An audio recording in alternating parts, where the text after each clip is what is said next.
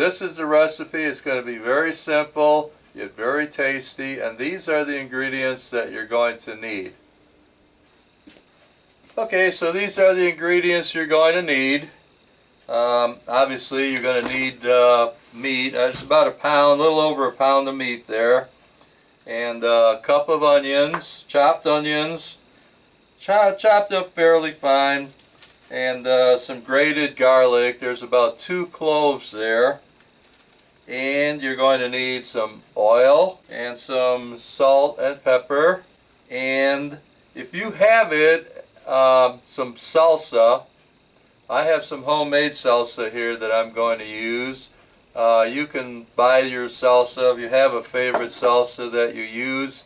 That's something that we can throw in the meat.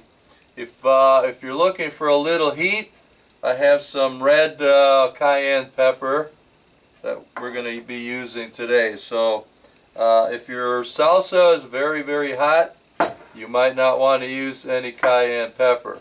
My salsa is kind of like medium, so we're going to go from there. Okay, let's go over to the stove. I'll show you how to prepare this. Okay, so the first thing we want to do is just add about a tablespoon of oil. Your heat at about medium-high. Saute the onions. You can go ahead and throw those right in there. And what we're going to do is just go ahead and cook those up a little bit. And let those just kind of brown in there a little bit. Move them around a little bit. The reason what I want to do this is because onions really won't fry in your hamburger. They just never quite get brown, or they never really cook. When they start getting a little brown, you can add your garlic.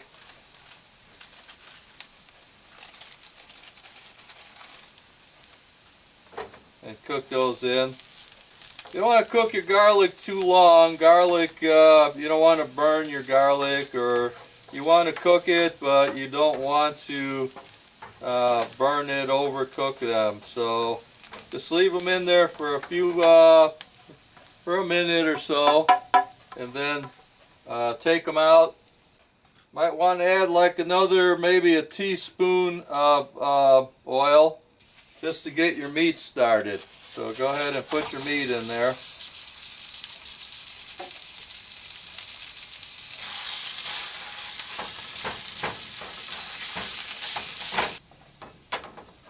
So you want to break up your hamburger.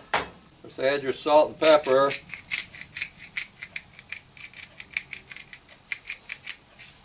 You say salt is a subjective thing, and so is pepper.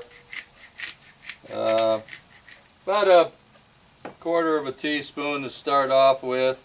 Just when you start seeing the last bastions of red in your hamburger, add your onions and your garlic.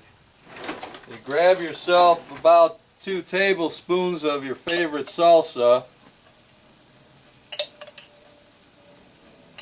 Maybe 3. We're going to go 3 tablespoons. You can add a little heat. If you're going to do that, give a little red pepper, the cayenne red pepper. Just a dash, depending on how hot you want it. And what I usually do at this point, I turn my heat on the hamburger here on high.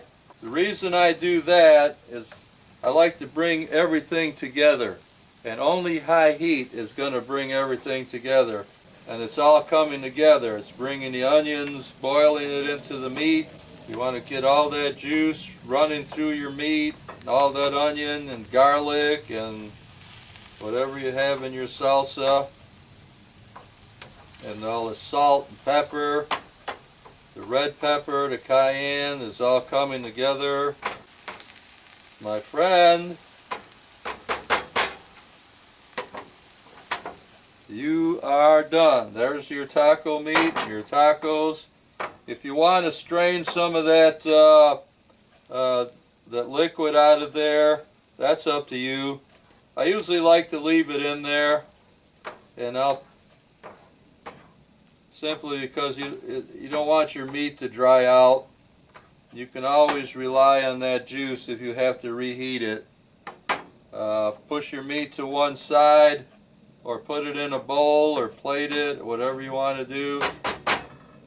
And there you go. You're all done. So here we go. Finished product here. I have some nice warm tortillas.